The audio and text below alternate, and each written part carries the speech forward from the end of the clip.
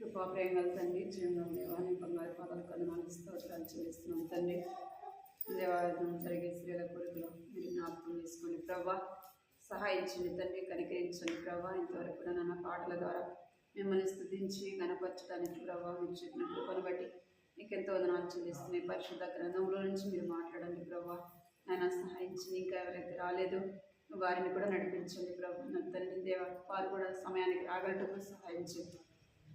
వచ్చిన మాతో కూడా మీరు మాట్లాడండి ప్రభా. మిమ్మల్ని స్వరం వినటానికి తండ్రి సహాయించండి ప్రభా. నన్న తండ్రి కోడిక ఆరంభించడం మొదలుకొని ప్రభా, నా తండ్రి దేవ అయిపోయిన వరకు కూడా మీరే సహాయించండి ప్రభా. నీ నామానికి మహిమకరంగా నన్ను తండ్రి దినం జరిగే పరిసరాంతంలో కూడా మీరే సహాయించండి, కృప చూపించండి.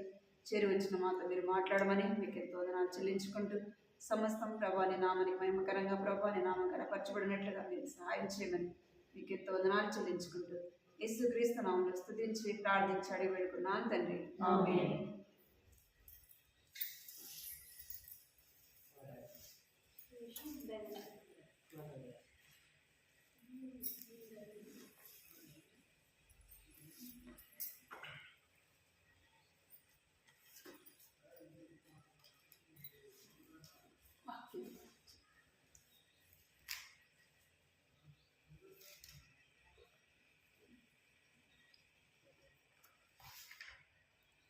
వాక్యాన్ని చదువుతున్నాను.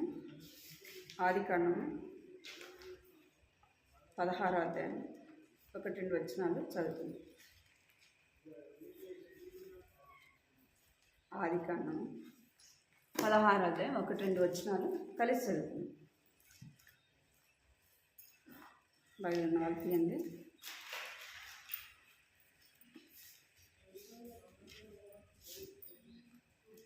అబ్రహాము భార్య అయిన శారాయు అతనికి పిల్లలు కనలేదు. ఆమెకు హాగర్ అను ఐగుప్తురాలను దాసి ఉండేను. ఇక్కడ ఎవరు కనబడుతున్నారంటే హాగర్. హాగర్ అనే పేరుకి అర్థం ఏంటంటే సంచరించుట, యాత్రికురాలని ఆ పేరుకు అర్థం. హాగరు అనట ఆ పేరుకు అర్థం. హాగరు ఈమె ఎవరంట? ఐగుప్తురాలు. ఎవరు? ఐగుప్తురాలు. ఒక దాసిగా ఉంటూ వచ్చు. ఎవరి దగ్గర అంటే అబ్రహాము కుటుంబంలో తను ఒక దాసిగా ఉంటూ వచ్చింది. అబ్రహాము ఐగుప్తులో ఉన్నప్పుడు ఆ యొక్క దాసిగా వారి ఇంట్లో పనిచేస్తూ వచ్చింది. ఎవరు అంటే హాగరు చూస్తుంది. హాగరు ఇంత మాత్రం కూడా ఎన్నిక లేనిది, యోగ్యత లేనిది. మనం చూస్తాం కదా, 1 కొరింథీ 1వ అధ్యాయము 26వ వచనం. 1 కొరింథీ 1వ అధ్యాయం 26వ వచనం చదవండి. మిమ్మల్ని ఇచ్చిన దీపం చూడండి. 29 29 1:29. దేవుని యొక్క అక్షేపమునకు నాన్నలను సిగ్గుపరచుటకు లోకంలో నుండి వెతివారిని దేవుడు ఏర్పరచుకొని ఉన్నాడు. బలవంతులైన వారిని సిగ్గుపరచుటకు లోకంలో బలహీనులైన వారిని దేవుడు ఏర్పరచుకొని ఉన్నాడు. ఎన్నికైన వారిని వ్యర్థం చేయుటకు లోకంలో నీచులైన వారిని, తృణీకరింపబడిన వారిని, ఎన్నిక లేని వారిని దేవుడు ఏర్పరచుకొని ఉన్నాడు. ఇక్కడ హాగరు ఎన్నిక లేనిదిగా మనం చూస్తాము. అంటే ఐగుప్తులు ఎలాంటి వారంటే విగ్రహారాధన చేసేవారు, దేవునికి అయిష్టలైన వారు. ఎవరు? ఐగుప్తీయులు. అంటే వారు విగ్రహారాధన చేసేవారు, ఇష్టానుసారంగా వారి జీవితాన్ని వారు జీవించేవారు. అలాంటి ఈ యొక్క హాగరు తన జీవితంలో ఎక్కడ ఉన్న ఐగుప్తులో తాను పుట్టి పెరుగుతూ వచ్చింది. అలాంటి హాగరు ఇప్పుడు ఎవరింట్లో ఉంది అంటే అబ్రహాము కుటుంబంలో ఉంది. తను ఎన్నిక లేనిది అయినప్పటికీ తను ఏం చేయబడుతూ వచ్చిందంటే ఒక దైవ భయము కలిగినవాని. అబ్రహాం ఎలాంటి వాడు? దేవుని యందు భయభక్తులు కలిగినవాడు, దేవుని మాట వినేవాడు, దేవునికి విధేయత చూపేవాడు. ఎవరు? అబ్రహాం. అలాంటి కుటుంబంలోకి ఎవరు వచ్చింది? హాగరు వచ్చింది. హాగరు ఎన్నిక లేనిది ఈ యొక్క కుటుంబంలోకి రావటం ద్వారా ఏం చేయబడిందంటే ఎన్నిక చేయబడినదిగా చూస్తాం. మనం కూడా ఎలాంటి వారము అంటే మనము ఎన్నిక లేని వారం. మనం ఎలాంటి వారం అంటే పరజనులము, వాగ్దానం నిబంధన లేని వారము. మనలో ఏ యోగ్యత లేనప్పటికీ దేవుడు ఏం చేశాడంట మనల్ని హాగర్ను ఎలాగా అబ్రహాం కుటుంబంలోకి వచ్చుట ద్వారా తను ఏం చేయబడింది వచ్చిందంటే ఎన్నిక చేయబడినదిగా చూస్తాం. మనము కూడా ఒకప్పుడు ఎలాంటి వారము? ఈ లోకమనే ఐగుప్తులో ఉన్నవారు. ఈ లోకమనే ఐగుప్తులో మన ఇష్టానుసారంగా మనము జీవించేవారు కదా. మన ఇష్టానుసారంగా మనకి ఇష్టం వచ్చినట్టు దారిలో మనం నడిచిన వారముగా, మన ఇష్టానుసారంగా విగ్రహారాధనతో కూడిన జీవితం మనము జీవిస్తూ వచ్చినాం. అంటే ఐగుప్తీయులు ఎలాంటి వారంటే శాపగ్రస్తమైన వారు. అలాంటి వారిలో ఇక్కడ హాగరు ఎవరింట్లోకి రాబడుతూ వచ్చిందంటే అబ్రహాం ఇంట్లోకి రాబడుతూ వచ్చింది. తను ఎన్నిక చేయబడినదిగా చూస్తాం. మనం కూడా ఎలాంటి వారం అంటే ఎన్నిక లేని వారం, ఏ యోగ్యత కూడా లేని వారం. ఎన్నిక లేని మనలను ఎక్కడికి తీసుకొని వచ్చినాడంట అంటే దేవుని మందిరంలోకి మనలను నడిపించిన వాడుగా చూస్తాం. ఎపిఎస్సి రాసిన పత్రిక 3వ అధ్యాయము 14 వచ్చి. ఎపిఎస్సి 3వ అధ్యాయము 14 వచ్చి. ఈ హేతు చేత పరలోకమందును భూమి మీదను ఉన్న ప్రతి కుటుంబము ఏ తండ్రిని బట్టి కుటుంబం అని పిలువబడుచున్నదో ఆ తండ్రి ఎదుట నేను మోకాలుని మీరు అంతరంగ పురుషుని శక్తి కలిగి. చాలు. ఏ హేతు చేత పరలోకమందు భూమి మీదను ఉన్న ప్రతి కుటుంబము ఏ తండ్రిని బట్టి కుటుంబం అని పిలువబడుచున్నదో ఆ తండ్రి ఎదుట నేను మోకాలని. ఇక్కడ మనము ఎక్కడి వారమో కదా, మీరెవరో తెలియదు, నేనెవరో తెలియదు, మనం ఎవరమో తెలియదు. కానీ ఇప్పుడు మనం అందరం కూడా ఎవరమంట ఒక కుటుంబానికి చెందినవారు. మన కులం వేరైనా, మన భాష వేరైనా, మన మాటలు వేరైనా, మనం ఎక్కడ వారమో అయినప్పటికీ మనం అందరము ఎవరైతే యేసు ప్రభునందు విశ్వాసం ఉంచినారో, ఎవరైతే యేసు ప్రభును తమ హృదయంలో చేర్చుకున్నారో వారందరూ ఎవరంట ఒక కుటుంబము కదా. మనందరికీ తండ్రి ఎవరు? యేసు ప్రభు కదా. అదే లోకంలో మనం చూస్తే ఎంతమందో కదా, లోకరీతిగా చూస్తే. ఇప్పుడు మనం అందరం కూడా ఒక కుటుంబానికి చెందినవారము. ఇప్పుడు ఏ కుటుంబానికి చెందినదిగా చూస్తున్నాం? హాగర్ని అంటే అబ్రహాము కుటుంబంలో తను చెందినదిగా చూస్తాము. అబ్రహాము కుటుంబంలోకి రాబడినదిగా మనము చూస్తాము. మనం ఏ కుటుంబంలోకి వచ్చినామంటే ఇప్పుడు అంటే యేసు ప్రభు యొక్క ఇంటిలోకి రావడం ద్వారా మనం ఏం చేయబడుతూ వచ్చినాం అంటే ఒక కుటుంబముగా చేయబడు. మనందరికీ యేసు ప్రభువే తండ్రి. మనమందరం ఒక కుటుంబము. ఎన్నిక లేని మనల్ని ఎక్కడికి తీసుకొని వచ్చినాడంట దేవుడు అంటే దేవుని మందిరాన్ని ఆయన నమ్ముట ద్వారా, ఆయన ఎందుకు విశ్వాసం ఉంట ద్వారా మనం ఎక్కడికి వచ్చినాం? ఇప్పుడు దేవుని మందిరంలోనికి వచ్చినాం. ఇక చూస్తాం యోహాను సువార్త 1వ అధ్యాయం 16 వచ్చిందండి. యోహాను సువార్త 1వ అధ్యాయం 16 వచ్చింది. ఆయన పరిపూర్ణతలో నుండి మనమందరము కృప వెంబడి కృపను పొందితిమి.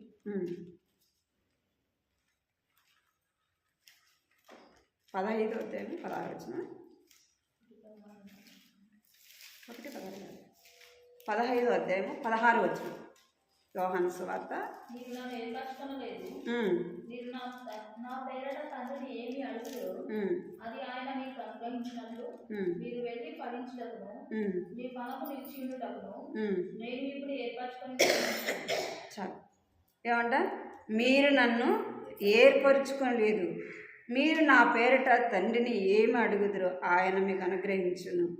మనం ఎవరిని ఏర్పరచుకోలేదంట? ఆ దేవుడిని మనం ఏర్పరచుకోలేదు, కానీ దేవుడు మనం ఏం చేసినాడంట? ఏర్పరచుకున్నాడు. ఇంకా ఇక్కడ పైన మనం చూస్తే ఆయన ద్రాక్షవల్లిగా ఉన్నాడు, మనం ఎలా ఉన్నామంట? తీగలముగా ఉన్నాము. ఆయన యందు నిలిచి ఉంటేనే, నా యందు నిలిచి ఉంటేనే మీరు ఫలింపరు అంటారు. అంటే మనం దేవుని ఇంటిలోకి, మనమైతే దేవుని ఏర్పరచుకోలేదు, కానీ దేవుడు ఏం చేశాడంట? మనలను ఏర్పరచుకొని నియమించిన వాడుగా చూస్తాను. ఆయన ఇంట్లోకి రావడం ద్వారా మనం ఏం చేస్తున్నాడంటే, మనము ఆయన మనకు తండ్రిగా ఉన్నాడు కాబట్టి ఆయన పేరట ఏం అడిగినా కూడా ఏం చేస్తాడంట?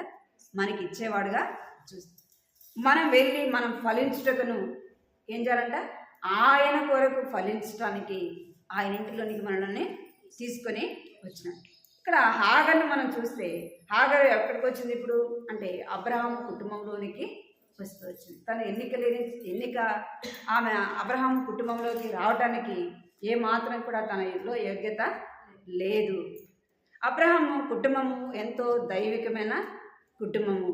అబ్రహాము ఇంటిలో ఎంతోమంది ఆ ఇంట్లో పుట్టి పెరిగిన వారు, తనకు దాసులైన వారు ఉన్నారు. అటువంటి కుటుంబం, దైవికమైన కుటుంబము అబ్రహాము కుటుంబం. అటువంటి కుటుంబంలోకి హాగరు వస్తూ వచ్చింది. ఎన్నిక లేని తన జీవితం ఏం చేయబడుతూ వచ్చిందంట? ఎన్నికైనదిగా చేయబడుతూ వచ్చింది. నీవు నేను ఎన్నిక లేని మనలను దేవుడు ఏం చేస్తూ వచ్చినాడంటే తన ఇంటిలోనికి నడిపించినాడు. ఏ యోగ్యత లేని మనలను ఏం చేస్తూ వచ్చినాడంటే మనము ఆయన కొరకు ఫలించడానికి, ఎవరి కొరకు అంట? ఆయన కొరకు మనం ఫలించడానికి, ఆయనకు మహిమకరంగా జీవించడానికి మనల్ని ఏం చేస్తూ వచ్చినంటే దేవుడు ఏర్పరచుకున్నవాడుగా చూస్తాను. తెస్సలోనిక 2వ తెస్సలోనిక పత్రిక 1వ అధ్యాయం 12వ. 2వ తెస్సలోనిక కృపచొప్పున మీయందు మన ప్రభువైన యేసు నామమును ఆయనను మీరును మహిమనందునట్లు మేలు చేయబడనని మీ లోకలకు ప్రతి ఆలోచనను విశ్వాసయుక్తమైన ప్రతి కార్యమును బలంతో సంపూర్ణం చేయొచ్చు. మన దేవుడు తన పిలుపునకు మిమ్మల్ని యోగ్యులంగా ఎంచినట్లు మీ కొరకు ఎల్లప్పుడూ ప్రార్థించుచున్నాము. 1వ అధ్యాయం 12వ వచనం కదా. ఏం చేస్తూ వచ్చినాడంట? మళ్ళీ చదవమాట. కృపచొప్పున మీ యందు మన ప్రభువైన యేసు నామమును ఆయన యందు మీరును మహిమనందునట్లు మేలు చేయవలెనని మీలో కొరకు ప్రతి ఆలోచనను విశ్వాసయుక్తమైన ప్రతి కార్యమును బలంతో సంపూర్ణం చేయొచ్చు. మన దేవుడు తన పిలుపునకు మిమ్మల్ని యోగ్యులుగా ఎంచినట్లు మీ కొరకు ఎల్లప్పుడూ ప్రార్థిస్తున్నాము. మన దేవుడు తన పిలుపునకు మిమ్మల్ని యోగ్యులుగా ఎంచినందుకు మళ్ళీ ఏం చేస్తూ వచ్చినాడంట? అయోగ్యులమైన మనలను ఏం చేస్తూ వచ్చినంటే యోగ్యులుగా ఎంచుతూ వచ్చినాడు. హాగరు ఎలాంటిదంట? అయోగ్యురాలు. ఆ కుటుంబంలో తను ఉండడానికి అయోగ్యురాలు. ఏం చేయబడుతూ వచ్చిందంటే యోగ్యురాలుగా ఎంచబడుతూ వచ్చింది. మనం యోగ్యత లేని మనలను ఇప్పుడు దేవుడు ఏం చేస్తూ వచ్చినాడు? యోగ్యులైన వారుగా చేస్తూ వచ్చినాడు. మన దాసులమైన మనలను దేవుడు ఏం చేస్తూ వచ్చినాడు అంటే తన బిడ్డలుగా చేసుకుంటూ వచ్చినాడు. ఇప్పుడు మనం ఎవరు అంటే ఆయన యొక్క పిల్లలము. ఎందరైతే యేసుప్రభుని అంగీకరిస్తారో వాళ్ళందరూ ఏం చేయబడతారంట? ఆయన యొక్క కుమారులు. ఎవరంట? ఆయన యొక్క కుమారులు, యేసుప్రభు యొక్క బిడ్డలు. ఇప్పుడు యోగ్యత లేని మనలను ఏం చేస్తూ వచ్చినట్టే యోగ్యులుగా ఎంచుతూ వచ్చినాడు. మనలను తన బిడ్డలుగా చేసుకుంటూ వచ్చినాడు. యోగ్యత లేని మనము ఇప్పుడు మన దేవుని మందిరంలోకి రావటానికి కూడా మనలో ఏం లేదు, యోగ్యత అనేది లేదు. మనం దేవుని మందిరంలో నివసించడానికి మనలో ఏ మంచి కూడా లేదు, మనలో పరిశుద్ధత అనేది లేదు. ఎట్లా మనం యోగ్యులుగా చేయబడుతూ వచ్చినామంటే యేసు ప్రభు యొక్క రక్తం ద్వారానే ఏం చేయబడుతూ వచ్చినాం? యోగ్యులముగా చేయబడుతూ వచ్చినాం. ఇక్కడ హాగర్ని మనం చూస్తే యోగ్యత లేని తన జీవితానికి ఏం చేయబడుతూ వచ్చిందంటే యోగ్యురాలుగా ఎంచబడుతూ వచ్చింది. రెండోదిగా మనం చూస్తే ఫస్ట్ యోగ్యత లేని హాగరు ఏం చేయబడుతూ వచ్చింది? యోగ్యురాలుగా ఎంచబడుతుంది. రెండోది మనం చూస్తే మత్తయి సువార్త మంచి యజమానురాలకి ఆమె సేవ చేసేదిగా చూస్తా ఉన్నాం. అబ్రహాము భార్య తర్వాత అబ్రహాం భార్య ఎలాంటిది అంటే అబ్రహాము ఏ దారిలో అయితే తను నడుస్తున్నాడో తన భార్య కూడా ఏం చేస్తూ వచ్చింది, దైవికమైన మార్గంలో నడుస్తూ వచ్చింది శారా. అటువంటి ఆమె దగ్గర ఏం చేస్తుందంటే పని మనిషిగా ఒక సేవకురాలుగా ఏం చేస్తుంది, తనకు తన యొక్క యజమానురాలిని సేవిస్తాము. అందరినీ నమ్ముతారా ఇంట్లో? నమ్మరు కదా. ఇంట్లో పని మనిషిగా ఎవరైనా వచ్చారండి అందరిని నమ్ముతారా? నమ్మరు. ఎవరిని నమ్ముతారంటే ఎవరైతే నమ్మకంగా ఉంటారో కదా, ఎవరైతే నమ్మకంగా ఉంటారో వారిని ఏం చేస్తారు, నమ్మేవారుగా ఉంటారు. బాధ్యత అంతా ఒకవేళ వారు ఇంటిలో లేకపోయినప్పటికీ ఏం చేస్తారు, ఇంటి బాధ్యత అంతా కూడా ఇస్తారు. అదే నమ్మకత్వం అనేది లేకపోతే ఇంటి తాళం ఇచ్చి వెళ్తారా? పని మనిషికి ఇస్తారా? ఇయ్యరు. అంటే అంత నమ్మకంగా ఇక తన యజమానురాలు ఎలాంటిదంటే ఎంతో మంచిది. ఎటువంటిది? ఎంతో మంచిది. అటువంటి యజమానురాల దగ్గర తను ఎలా సేవ చేస్తాము. మన యజమానుడు ఎలాంటి వాడు? మన యజమానుడు ఎవరు? యేసు ప్రభు. ఎవరంట? యేసు ప్రభు. అలాంటి యజమానుని మనము, మంచి యజమానుని మనం సేవించే భాగ్యాన్ని దేవుడు ఇస్తూ వచ్చినాడు. ఆఖరికి ఎలాగా ఆ శారా దగ్గర ఉండే బాధ్యత దొరికిందో మనకు కూడా ఏ బాధ్యత దొరికింది? దేవుని ఇంటిలో ఉండే బాధ్యత, ఆయనను సేవించే బాధ్యత దేవుడు మనకు కూడా ఇచ్చినాడు. మన యజమానుడు ఎలాంటి వాడంటే మత్తయి సువార్త 11:29. మత్తయి సువార్త 11:29. నేను సాత్వికులను దీన మనస్సు గలవాడను కనుక మీ మీద నా కాడి ఎత్తుకొని నా యొద్ద నేర్చుకోండి, అప్పుడు మీ ప్రాణములకు విశ్రాంతి దొరుకుతుంది. చాలా ఎలాంటి వాడంట? నేను సాత్వికుడను దీన మనస్సు గలవాడును కనుక మీ మీద నా కాడిని ఎత్తుకొని నా యొద్ద నేర్చుకునండి, అప్పుడు మీ ప్రాణమునకు విశ్రాంతి దొరుకును. మన యజమానుడు ఎలాంటి వాడంటే సాత్వికుడు, దీన మనసు కలిగినవాడు. మనము ఇంకేం చేయమంటే మీ మీద నా కాడిని ఎత్తుకొని నా యొద్ద నేర్చుకునుడి. మనము ఆయన కాడి మన మీద పెట్టుకొని ఎవరి దగ్గర నేర్చుకోవాలంట అంటే మంచి యజమానుడి దగ్గర మనము నేర్చుకోవాలి. మంచి యజమానుడు ఏం చేస్తాడు? ఒక దాసుడు ఉన్నాడు అనుకో, లేదా ఒక దాసురాలు ఉంది, వాళ్ళని ఏం చేస్తారు? కఠినంగా పని చేయించుకుంటారా? కఠినంగా చేయించుకోరు, పని చేయించుకుంటారు. కానీ వారి ఎడలు ఏం చెప్తారంటే ప్రేమ కదా, దయ చూపేవారుగా ఉంటారు. కొన్ని పరిస్థితుల్లో, కష్టాల్లో, బాధల్లో ఉన్నప్పుడు వారిని ఏం చేస్తారంటే ఆదుకునేవారుగా ఉంటారు, వారికి సహాయం చేసేవారుగా ఉంటారు. కొంతమంది యజమానులు లేదా యజమానురాలు ఏం చేస్తుంది? చాలా కఠినంగా ఉంటారు. పని మనిషి కదా, పనికి వచ్చింది కదా, మనం డబ్బులు ఇస్తున్నాం కదా, ఏం చేస్తారు? చాలా కఠినంగా వారి చేత ఏం చేస్తారంట? పనులు చేయించుకుంటారు. పని చేయించుకోవాలి కాదంటలేదు, కానీ వారి ఎడల మనం ఏం చూపాలా? ప్రేమ, జాలి, దయ అనేది చూపాలి. ఈ శారా హాగరు పట్ల ఏం చూపిందంటే ప్రేమ చూపింది కదా, ఇంకేం చూపింది? జాలి, దయ చూపినదిగా మనము చూస్తాము. చూడండి సమూయేలు గ్రంథం, మొదటి సమూయేలు 30:11 చూడండి. మొదటి సమూయేలు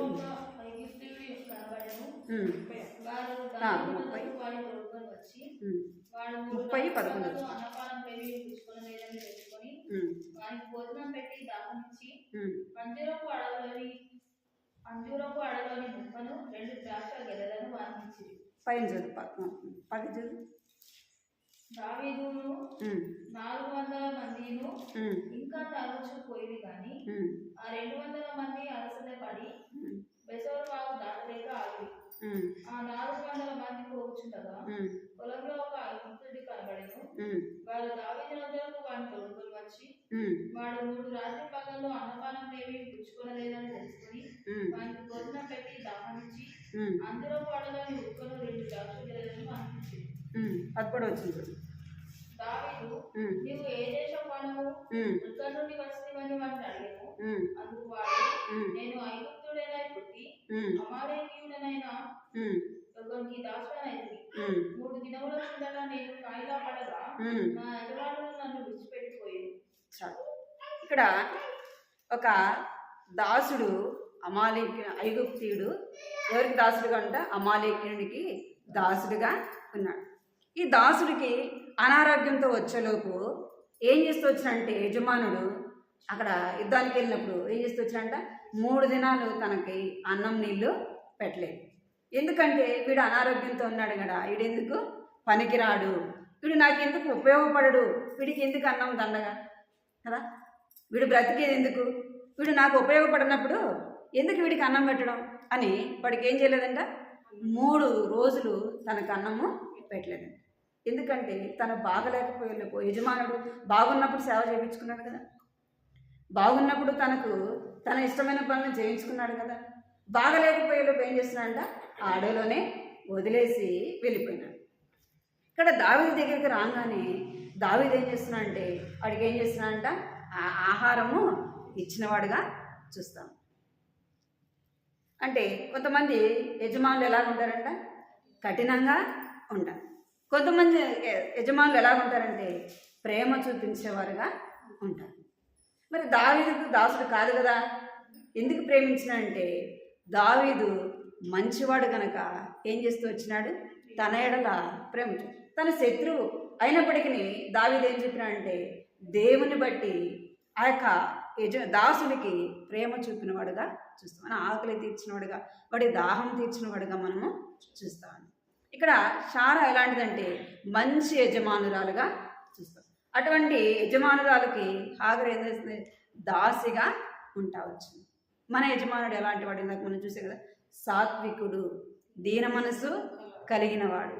ఆయన కాడి మన మీద పెట్టుకున్నప్పుడు ఆయన ఏం చేస్తాడంట మనకు నేర్పించేవాడుగా ఉంటాడు. ఇంకేం చేస్తాడంటే మనకు విశ్రాంతినిచ్చేవాడుగా ఉంటాడు. మన కాడి మన బరువు మనం మోయలేము, కానీ ఆయనను బట్టి మన మీద పెట్టుకున్నప్పుడు ఆయన ఏం చేస్తాడంట మనకు కింద కూడా ఉంది కదా అన్నమాట, నా కాడి తేలిక అని ఉంది కదా 11:29 మత్తయి సువార్త.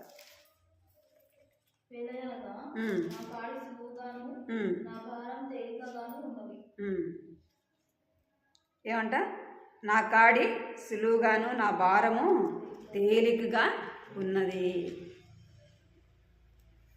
అంటున్నాడు. ఆయన కాడి మన మీద పెట్టుకున్నప్పుడు మనకు ఆయన నేర్పించేవాడుగా చూస్తాం. ఇంకా చూడండి లూకాసు సువార్త 11:32. మంచి యజమానుడు ఏం చేస్తాడు? లూకాసు సువార్త 11:32. ఇదివే మనుషులు విమర్శకాలంగా ఈ తరం వారితో కూడా నిలబడి 11:32.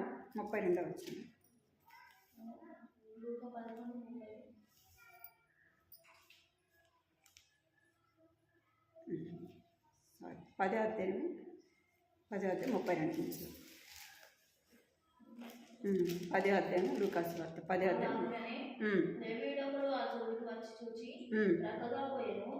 అయితే ఒక సమరుడు ప్రయాణమైపోవచ్చు, అతడు పడి ఉన్న చోటుకు వచ్చి అతనిని చూసి అతని మీద జారుపై దగ్గరకు పోయి నూనెయు ద్రాక్షరసంలో పోసి అతని గాయములను కట్టి తన వాహనం మీద ఎక్కించి ఒక కూటకుల వాడిని ఎగిరి తీసుకొని పోయి అతని పరామర్శించాడు. మరునాడు అతడు 2 దేనారాలు తీసి ఆ కూటకుల వాడికి ఇచ్చి, ఇతని పరామర్శించుము, నీవు ఇంకేమైనా ఖర్చు చేసిన ఎడలా నేను మరలా వచ్చినప్పుడు అది నీకు తీర్చదనని అతనితో చెప్పిపోయింది. చాలు. ఇక్కడ ఒక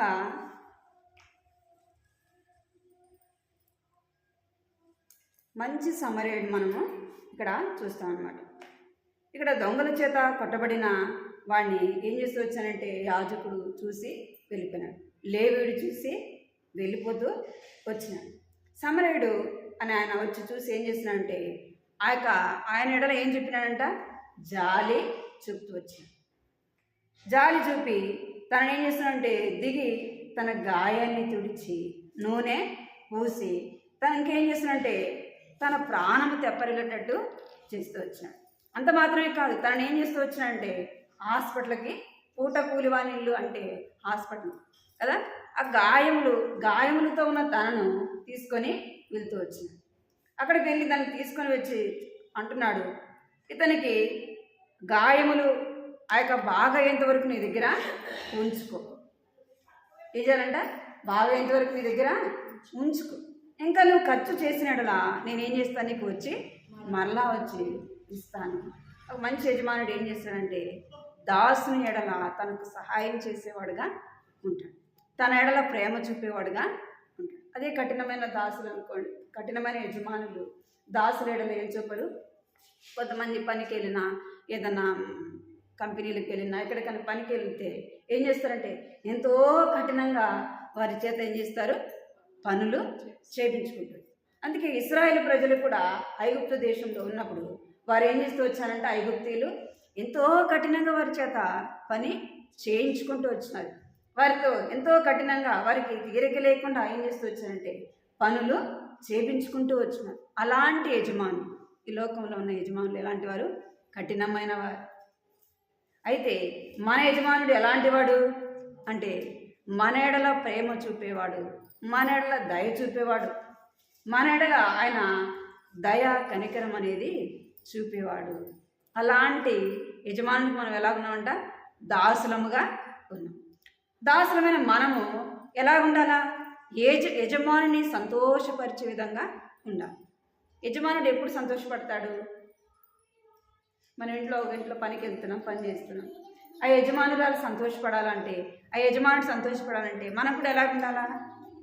మనం చేసే పనిలో కూడా ఏం కనపడాలా?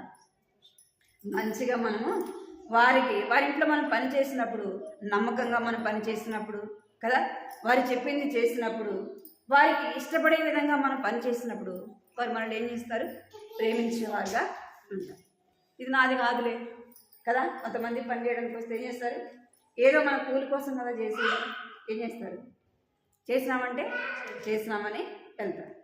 అలా ఉంటే యజమాని సంతోషపడతాడా? సంతోషపడతాడు. ఎప్పుడు సంతోషపడతాడంటే వారికి ఇష్టమైన విధానంలో ఈ పని చేసేవాళ్ళు చేసినప్పుడు వారి ఎంత ఏం కలుగుతుందంటే వారు ఇచ్చేదానికంటే కూడా ఏం చేస్తారు? ఎక్కువ ఇస్తారు. జీవితం కానీ ఏదన్నా జరిగినప్పుడు వారికి ఏం చేస్తారంటే వారి ఎడల జాలి కలిగి ఇచ్చేవారుగా చూస్తారు. ఈ యొక్క హాగరు ఎవరి దగ్గర ఉందంటే నమ్మకమైన యజమానురాల దగ్గర ఒక సేవకురాలుగా పనిచేస్తూ ఉంది. అంటే అట్టి నమ్మకమైన యజమానురాల దగ్గర సేవ చేసే బాధ్యత, ధన్యత తాను పొందగలుగుతూ వచ్చింది. మనం కూడా యోగ్యత లేని మనలను మనం ఎలాంటి యజమానిని సేవిస్తున్నామంట? మంచివాడు, కఠినమైన వాడు కాదు. మనం ఒకవేళ అపనమ్మకస్తులముగా ఉన్నప్పటికీ, మనం మన ఇష్టానుసారంగా కొన్నిసార్లు దేవుని నమ్మినప్పటికీ ఏం చేస్తాంటాం? కొన్నిసార్లు దేవునికి అయిష్టంగానే చేస్తాం. అనేక సార్లు మనము ఆయన దుఃఖ పెట్టేవారముగా, ఆయనని బాధ పెట్టేవారముగా ఉన్నప్పటికీ మన యజమానుడు ఎలాంటి వాడంటే మంచివాడు గనక, ఆయన క్షమించేవాడు గనక ఏం చేస్తాడు? మన యొక్క తప్పులు, మన యొక్క పొరపాట్లు క్షమిస్తూ మన ఎడల ఏం చూపుతాడు? ప్రేమ చూపుతూ వస్తాడు. మనకు కావాల్సింది మనకి ఇచ్చేవాడుగా మనము చూస్తాం. ఇంకా అలాంటి బాధ్యత మనకు దేవుడు ఇస్తూ వచ్చాడు. మూడోదిగా మనం చూస్తే ఈ హాగరు ఫస్ట్ ఏం చేస్తూ వచ్చినావు? ఎన్నికలేని జీవితం తన జీవితం ఏం చేయబడింది? ఎన్నికైనదిగా చేయబడింది. రెండోదిగా మనం చూస్తే మంచి యజమానురాలకు ఏం చేస్తూ వచ్చింది? దాసిగా సేవ చేస్తూ వచ్చింది. మూడోదిగా మనం చూస్తే యజమానునికి భార్యగా చేయబడుతూ వచ్చింది. ఏం చేయబడుతూ వచ్చింది? ఏ ఇంట్లో అయితే పని చేస్తుందో ఆ యజమానునికి భార్యగా చేయబడే యోగ్యతను పొందగలుగుతూ వచ్చింది. హాగరు అబ్రహాముకు భార్య. ఎవరు? అబ్రహాముకు భార్య. ఎందుకంటే శారాకు పిల్లలు పుట్టలేదని ఎవరినిచ్చింది? హాగరును అబ్రహాముకు భార్యగా ఇచ్చింది. అబ్రహాముకు భార్య అయ్యే యోగ్యత ఆమెలో ఉందా? లేదు. శారమ్మ కూడా తన భర్తకు భార్యగా ఇవ్వటానికి ఏం చూసింది తనలో అంటే మంచితనము కదా. నమ్మకత్వము. అలాగ తను ఉంటూ వచ్చింది కనుకనే ఏం చేస్తూ వచ్చింది, తన భర్తకు భార్యగా ఇచ్చింది. అర్థమైందా? మీరు దీన్ని ఎలాగ అర్థం చేసుకోవాలంటే ఆత్మీయంగా అర్థం చేసుకోవాలి. ఏం చేయబడింది చెప్తుందంట, ఐగుప్తురాలు హాగరు ఎన్నికలేని తన జీవితం ఏం చేయబడిందంటే ఆ యజమానునికి భార్య అయ్యే యోగ్యత పొందింది. చూడండి ప్రకటన గ్రంథము 5వ అధ్యాయం 10వ వచనం.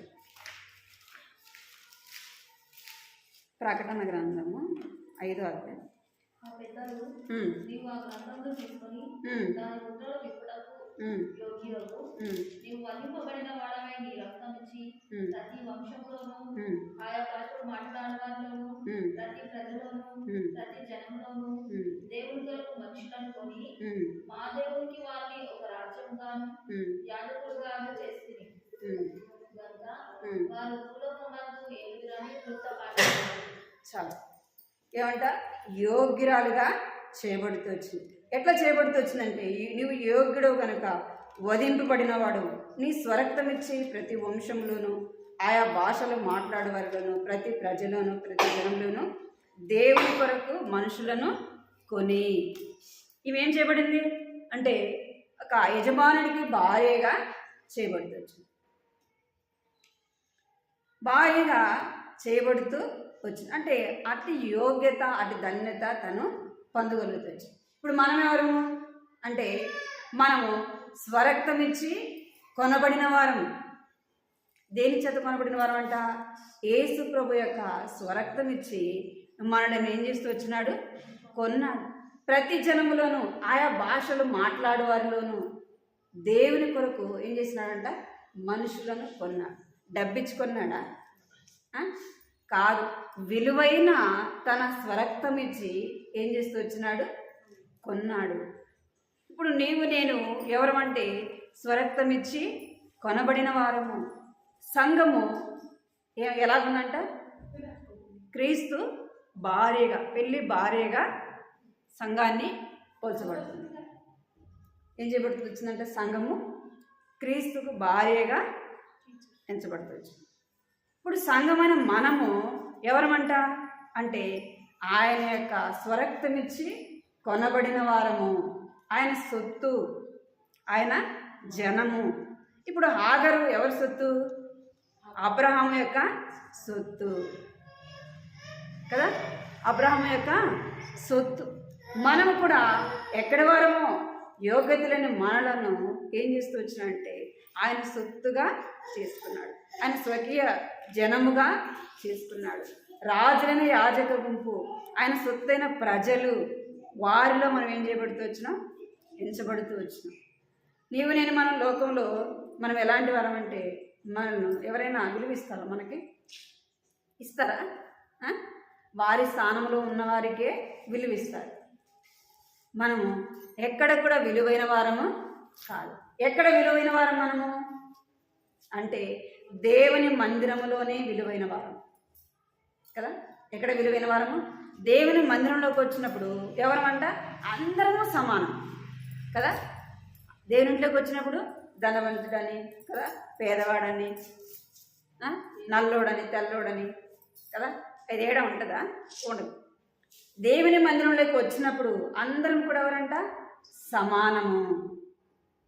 మనం అందరం కూడా ఒక తండ్రి పిల్లలం కనుక మన ఇంట్లో మన నలుగురు ఉన్నాం అనుకోండి, నలుగురు అక్క చెల్లెలు, నలుగురు అన్నదమ్ములు ఉంటాడు, ఒకటి తెల్లగా ఉంటాడు, ఒకటి నల్లగా ఉంటాడు కదా. వాళ్ళందరూ కూడా ఒక తల్లి పిల్లలు కాబట్టి వాళ్ళు ఏం చేస్తారు, కలిసి మెలిసి ఉంటారు. అదే వేరే వాళ్ళు అనుకోండి ఏం చేస్తారు, ఆ పిల్లలు అంత నల్లగా ఉంది, ఆడేంది అంత నల్లగా ఉన్నాడు అంటాం మనం వెళ్తుంటే అంటాం కదా. అదే మన ఇంట్లో మన అక్క చెల్లెలు మన అన్నదమ్ములు అంటే ఏమంటే అంటాం అట్లా అనం. ఎందుకు, మనం ఒక కుటుంబంలో వారం కాబట్టి, ఒక తల్లికి పుట్టిన వారం కాబట్టి ఆ తేడాలు మనలో ఉండవు. ఇప్పుడు మనం ఎవరము అంటే ఒక కుటుంబము కాబట్టి మనందరికీ తండ్రి తల్లి ఎవరు, యేసు ప్రభు కాబట్టి మనలో ఏముండదు, తేడా ఉండదు. ఇడు ధనవంతులని, దరిద్రులని, ఇడు ఉద్యోగస్తుడని, ఇడు ఉద్యోగం లేనివాడని, ఇడు పనివాడని, ఇడు దాసుడని అని ఏ తేడా ఉండదు. అందరము దేవుని ఇంట్లోకి వచ్చినప్పుడు ఎవరమంట, ఒక కుటుంబంలో చేర్చబడినారు. ఈ హాగరు ఎక్కడో ఉండవలసింది, ఐగుప్తు దేశంలో ఉండవలసింది. ఇక్కడ అబ్రహాము కుటుంబంలోకి రావడానికి తనలో ఎంత మాత్రం కూడా యోగ్యత లేదు.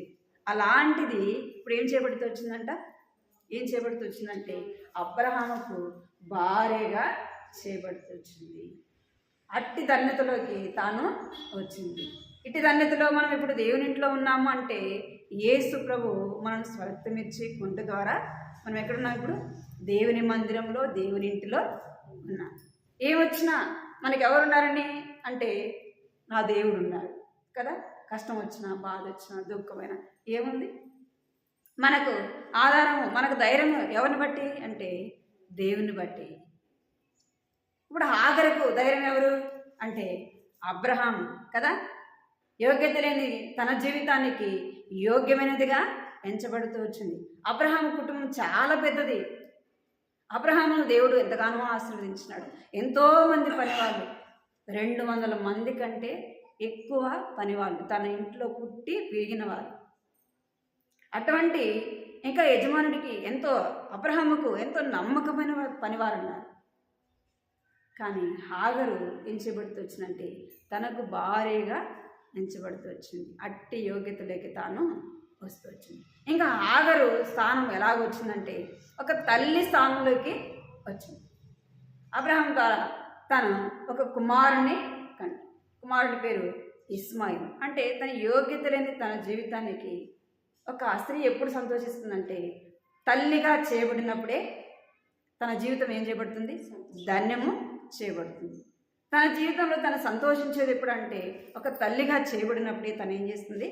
సంతోషించేదిగా చూస్తాం. ఎంత ఆస్తులున్నా ఎన్నున్నా కానీ పిల్లలు లేని వాళ్ళని చూడండి, వారికి ఎంత దుఃఖం ఉంటుంది, ఎంత బాధ ఉంటుంది కదా. పురుషుల కంటే కూడా స్త్రీలకి చాలా బాధ ఉంటుంది. ఎప్పుడు తను సంతోషిస్తుందంటే తను ఒక తల్లిగా చేయబడినప్పుడు తను ఎంతో సంతోషిస్తుంది కదా.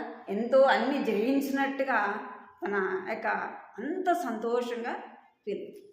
అంటే ఇప్పుడు హాగరు ఏం చేయబడుతూ వచ్చిందంటే తల్లిగా చేయబడుతూ వచ్చింది.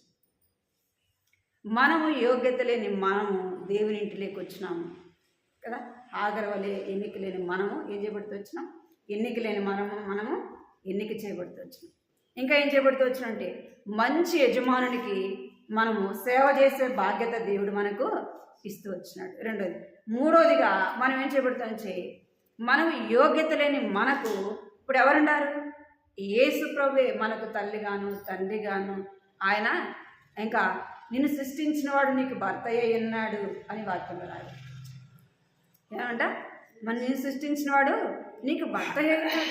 సమస్తము ఎవరై ఉన్నారు? ఇప్పుడు యేసు ప్రభు మనకు సమస్తమై ఉన్నాడు.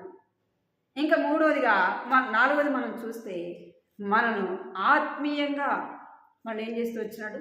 తల్లులుగా చేస్తూ వచ్చినాడు. ఈ లోక సంబంధంగా పిల్లలు కాదు. మనం ఎవరికి తల్లులుగా ఉండాలి అంటే ఆత్మీయ తల్లిగా ఉండాలి. ఆత్మీయ తల్లిగా ఉండాలంటే ఏం చేయాలా అంటే అనేకులు మనం దేవునింటికి తీసుకొని వచ్చినప్పుడు మనం ఏం చేయబడతాం? వారికి తల్లిగా ఉంటాం. ఎవరికి తల్లిగా? మనం ఎవరినైతే దేవునింటికి నడిపిస్తామో, ఎవరినైతే దేవునింటికి తీసుకొని వస్తామో వారు రక్షింపబడినప్పుడు వారికి ఆత్మీయంగా తల్లిగా ఎవరిని ఉంచుతాడంటే నిన్ను నన్ను ఉంచుతాడు. నువ్వు ఎవరినైనా తీసుకొని వస్తే వాళ్ళే నీకు ఆత్మీయమైన పిల్లలు అంటారు. ఎవరైనా రక్షింపబడినప్పుడు లేదా సేవకు వచ్చినప్పుడు, సేవ తప్పిదిలో ఉన్నప్పుడు వారిని ఏమంటారంటే నా ఆత్మీయ తల్లి, నా ఆత్మీయంగా తండ్రి, నన్ను ఆత్మీయంగా నడిపించినారు, ఆత్మీయంగా నన్ను పోషిస్తూ వచ్చినారు, ఆత్మీయంగా నేను ఎదగటానికి, ఆత్మీయంగా దేవుని కొరకు జీవించడానికి వారు నన్ను ఆత్మీయంగా పెంచుతూ వచ్చినారు. వీళ్ళు నాకు ఆత్మీయ తల్లి తండ్రి అని చెప్పుకుంటారు. అర్థమైందా? ఇప్పుడు మనం ఏం చేస్తూ వచ్చినంట ఆత్మీయంగా తల్లులముగా ఉండేదానికి ఎవరు ఇష్టపడుతున్నారు అంటే దేవుడు ఇష్టపడుతున్నారు. ఒక తల్లిగా ఒక తల్లి అవుతుందంటే ఎంతో సంతోషిస్తుంది. మరి ఆత్మీయంగా మనం ఒక ఆత్మనైనా మనం రక్షించకపోతే ఎక్కడ మన సంతోషం కదా. మనం ఎవరము? పిల్లలు లేని వాళ్ళు ఏమంటారు? గొడ్రాలు అంటారు కదా. పిల్లలు లేని వాళ్ళు ఏమంటారు? గొడ్రాలు అంటారు. అంటే ఆత్మీయంగా మనం ఏ స్థితిలో ఉన్నాం? ఇప్పుడు గొడ్డుతనంలో ఉన్నాం. మరి ఒక ఆత్మనైనా మనం రక్షించినామా? ఒక ఆత్మనైనా దేవునింటికి తీసుకొని వచ్చినామా? ఒక ఆత్మకైనా మనం దేవుని గురించి చెప్పామా? ఇక్కడ హాగరు ఏం చేయబడుతూ వచ్చిందంటే తల్లిగా చేయబడుతూ వచ్చింది. హాగర్ యొక్క ఇస్మాయిల్ యొక్క సంతానం ఏం చేయబడుతూ వచ్చిందంటే ఆశీర్వదింపబడుతూ వచ్చింది. హాగర్ సంతానం ఏం చేయబడుతూ వచ్చిందంట? ఆశీర్వదింపబడుతూ వచ్చింది. మరి మనం ఆశీర్వదింపబడాలా? మనం ఆశీర్వాదకరంగా ఉండాలంటే ఏం చేయాలా? అనేకుల్ని దేవునింటికి తీసుకుని వచ్చేవారముగా ఉండాలి. ప్రభువా, గత సంవత్సరం నేను ఒక్క ఆత్మనైనా నీ ఇంటికి తీసుకుని రాలేకపోయాను. నూతన సంవత్సరం ఒక్కరినైనా ప్రభువా నీ ఇంటికి నేను తీసుకుని వచ్చేదానికి సహాయం చేయి. ఒక్క ఆత్మనైనా నీ కొరకు కనటానికి సహాయం చేయి ప్రభువా. ఒక బిడ్డను కనటానికి మాటలు సరిపోతాయా? మాటలు చెప్తే సరిపోతాయా? ఆ బిడ్డ కొరకు ఏం చేయాలా? ఎంతో ప్రయాస, ఎంతో కష్టము, ఎంతో శ్రమ, ఎంతో బాధ, వేదన తల్లి పడాలి. ఒక బిడ్డ భూమి మీదకి రావాలంటే ఒక తల్లి పడే బాధ అది పడినోళ్ళకే తెలుస్తుంది. ఎంతో కష్టము కదా. కొన్నిసార్లు కొన్ని పరిస్థితులు ఎంతో ఇబ్బందికరంగా కదా. కొన్నిసార్లు తిన్న ఆహారం కూడా ఏముండదు, ఉండదు. ప్రెగ్నెంట్గా ఉండాలి కొన్నిసార్లు ఎన్నో పరిస్థితులు. ఎందుకంటే ఫస్ట్ నుంచి డెలివరీ అయ్యేంత వరకు కూడా ఎన్నో ఇబ్బంది. డెలివరీ అయ్యే సమయానికి ఎంతో సంతోషంగా అంటారా? ఆ వేదన చెప్పడానికి మాటలతో చెప్పలేం. ఆ బాధ వేదన మాటలతో చెప్పలేం. అంత బాధ, అంత శ్రమ. మరి బిడ్డను చూడంగానే ఆ శ్రమ ఏమైపోతుంది? పోదు. మనం ఒక ఆత్మ రక్షించాలంటే అక్క నువ్వు రా అక్క మందిరానికి అంట అనగానే వస్తుందా? అన్న నువ్వు రా అనగానే వస్తారా? మనం బిడ్డ కొరకు ఎంత కష్టపడతామో, ఎంత ప్రయాసపడతామో, ఎంత వేదన పడతామో అంత మనము పడాలి, అంత బాధపడాలి, అంత శ్రమ పడాలి, అంత కష్టపడాలి. అపోస్తలుడైన పౌలు అంటాడు, నేను ప్రసవ వేదన పడుచున్నాను. ఏమంట? ప్రసవ వేదన నాలో కలుగుతున్నది అంటాడు. అంటే ఆత్మల విషయమే ఆయనకి ఏం కలుగుతుందంట? ప్రసవ వేదన కలుగుతున్నది. అంటే నశించిపోయే ఆత్మ విషయం. మరి ఒక్క ఆత్మైనా నీవు నేను తీసుకుని రాకపోతే మనం ఎన్ని సంవత్సరాలున్నా మనము ఎవరమంట? గొడ్డుబారిన జీవితమే. మనం ఎవరమంట? గొడ్డుబారిన జీవితమే. ఈ లోకంలో పిల్లలు లేని వాళ్ళని చూస్తే ఎవరు ఎదురొచ్చారు? ఆమెను చూసాం కదా, ఏం కాదు మనం పోయే పని జరగదు, పోయి ఆ మొఖం చూసాం అంటావా అన్నమాట. మరి ఆత్మీయంగా మనం అలాగే ఉంటే దేవుడు సంతోషిస్తాడా? మనల్ని బట్టి, మన ఆత్మీయ గుడ్డి స్థితిని బట్టి దేవుడు సంతోషిస్తాడా? మనం ఏం చేయాలంటే, ఎందుకు దేవుడు మనల్ని ఏర్పరచుకుంటే మనల్ని ఏర్పరచుకొని నియమించినాడు. ఎందుకంటే ఆయన కొరకు ఫలించడానికి. ఎవరి కొరకు ఫలించడానికంట? ఆయన కొరకు ఫలించడానికి. మరి ఆయన కొరకు ఫలించాలంటే ఒక్క ఆత్మనైనా దేవునింటికి తీసుకొని రావాలి. ఒక చెట్టు వేస్తున్నాము, చెట్టు వేసినప్పుడు దాని కాయలు లేకపోతే మనం ఏం చేస్తాం? ఎంతో బాధపడతాం కదా. దానికి నాటి నీళ్లు పోసి అన్నీ చేస్తే అది కాయలు కాయకపోతే మనం ఎంతో బాధపడతాం. మరి దేవుడు నిన్ను నన్ను తన స్వరక్తమే చేకొని, తన సొత్తుగా చేసుకొని, తన స్వకీయ జనముగా చేసుకొని మన కొరకు ప్రాణం పెట్టి తన రక్తం అంతా కారుస్తుంది. మరి ఆయన కొరకు మనం ఫలించకపోతే ఆయన సంతోషిస్తాడా? సంతోషించు. గత సంవత్సరంలో మనం ఏం చేయలేకపోయినాం? ఆయన కొరకు ఫలించలేకపోయినాం. ఒక ఆత్మకైనా మనం దేవుని వాక్యము చెప్పలేకపోయినాం. ఒకరినైనా దేవునింటికి తీసుకొని రాలేకపోయాం. అందుకే ఈ సంవత్సరం ఏం చేయాలా? ఒక్క ఆత్మనైనా దేవునింటికి తీసుకొచ్చేదాని కొరకు మనం ఏం చేసుకోవాలంటే ప్రార్థన చేసుకోవాలి. మొదట మన ఇంటిలో వారిని మనం ఏం చేయాలా? దేవునింటికి తీసుకుని రా. మన కుటుంబంలో ఉన్న వారికే మనం చెప్పలేకపోతే బయట వారికి చెప్పాలి. మన కుటుంబంలో ఉన్న వారే దేవుని నమ్ముకోకపోతే మనం వేరే వాళ్ళకి ఏం చెప్తాం? చెప్పలేము కదా. మనం ఏం చేయాలంటే మనం కుటుంబంలో ఉన్న వారి కొరకు భారముగా ప్రార్థన చేయాలి. అలాగే చేయాలా? ఎదుటి వారికి కూడా మన యొక్క మాటలు కావచ్చు, మన ప్రవర్తన కావచ్చు, మన నడవడి కావచ్చు, ఏం చేయాలంట? వారిని దేవునింటికి నడిపించే విధముగా మనం కూడా ఉండాలి.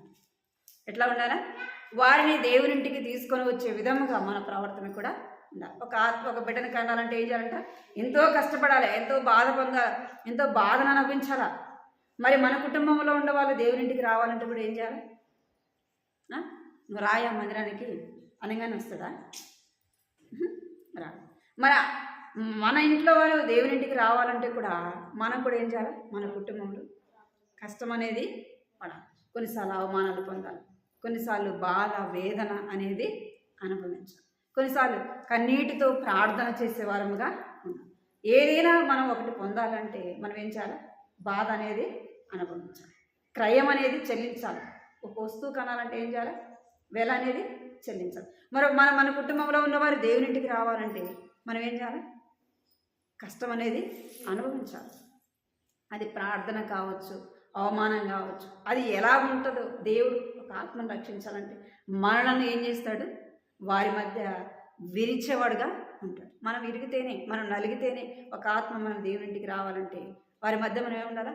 ఎంతో తగ్గింపు కలిగి ఒకరు వాళ్ళు 4 మాట్లాడినా కూడా మనం ఏం చేయాలంట? మౌనం. వారు ఒకటి అనగానే మనం ఒకటి అన్నాం అనుకో, వాళ్ళు ఏమంటారు? మనలో ఉన్న దేవుని ప్రేమను వాళ్ళు చూడలేదు. వారిని దేవునింటికి మనము తీసుకొని నీ జీవితమే మారలేదు కదా, నువ్వు దేవునింటికి వెళ్తావు, నీ జీవితమే మారలేదు, నాకేం చెప్తావు? నువ్వే నేర్చుకోలేదు, నేనేమి నేర్చుకుంటా కదా అంటారా? అన్న నువ్వు దేవుని బిడ్డగా నీ జీవితమే సరిగా లేదు. ఒక ఆయన అంటున్నాడు, ఎందుకు రావట్లేదంటే దేవుని నమ్ముకున్న ఆమె జీవితమే సరైనదిగా లేదు, నాదేముంది అంటున్నాడు. ఏం లేదంటే దేవుని నమ్ముకొని బాప్తిసం తీసుకున్నా ఆమె జీవితమే సరైనదిగా లేదు, మరి నేనేం నేర్చుకోవాలా? నాకు దేవుడు అంటే తెలియదు కదా, నేను దేవునింటికి రాను కదా అంటే తను దేవుడిని నమ్మలేదు కనుక తను చేసిన తప్పు ఏమనిపించదు? తప్పుగా అనిపించదు. మనం దేవుని నమ్మినాము కనుక చిన్న పొరపాటు చేసినా ఏం చేస్తారు? ఆ తప్పునే, చిన్న తప్పునే చూపిస్తారు. వాడు ఎంత పెద్ద తప్పు చేసిన ఆ తప్పు కనపడదు. కనుక మనం ఒక ఆత్మను రక్షింపడానికి, ఆత్మీయంగా తల్లులుగా ఉండాలంటే మనం ఏం చేయాలి? కష్టం అనేది అనుభవించాలి, శ్రమ అనేది పొందాలి, కొన్నిసార్లు ప్రార్థన చేయాలి, కొన్నిసార్లు సహనం అనేది అవసరం కదా, కొన్నిసార్లు బాధ అనేది అవసరం. కనుక ఆత్మీయంగా మనం ఏం నేర్చుకుని 4 చూస్తూ వచ్చినాం. ఏంటంటే ఎన్నిక లేని మనలను దేవుడు ఏం చేస్తూ వచ్చినాడు? ఎన్నికైన వారిగా చేస్తూ వచ్చినాడు. ఏ యోగ్యత లేని మనలను ఏం చేస్తూ వచ్చినాడంటే మంచి యజమానిని సేవించే బాధ్యతను ఇచ్చినాడు. 3వదిగా మనం చూస్తే ఆ యొక్క యజమాని ఇంటిలో నిత్యము నివసించే బాధ్యత ఇచ్చినాడు. భార్యకి ఏముంటుంది? నిత్యము తన కుటుంబంలో, తన ఇంట్లో ఉండే బాధ్యత ఉంటుంది. ఒక కుటుంబంలో ఇంటి మీద సర్వాధికారం ఉండాలంటే ఏముండాలి? ఒక భార్యగాను, ఒక బిడ్డగాను కదా, ఒక తల్లిగా ఉన్నప్పుడే ఏముంటుంది? కుటుంబం మీద, సమస్తం మీద అధికారం అనేది ఉంటుంది కదా. అలాగా యజమానునికి భార్యగా అంచేవాడు. మనం కూడా దేవుడు నిత్యము దేవుని ఇంట్లో ఉండే బాధ్యతను ఇచ్చినాడు. 4వది మనం ఎలా ఉండాలంటే ఆత్మీయంగా తల్లులముగా ఉండాలి. అనేక ఆత్మలు మనం దేవునింటికి తీసుకుని రావాలి, దేవుని గురించి చెప్పాలి, వారి కొరకు ప్రార్థన చేయాలి, వారి కొరకు కొన్నిసార్లు క్రయాన్ని చెల్లించాలి. అలాగే దేవుడు ఈ నూతన సంవత్సరంలో మనల్ని సిద్ధపరిచినట్టుగా ప్రార్థన చేసుకున్నాం. మన కుటుంబంలో ఉన్న వారి కొరకు, సంఘము కొరకు, అనారోగ్యంగా ఉన్న వారి కొరకు మనం భారంతో ప్రార్థన చేస్తాం.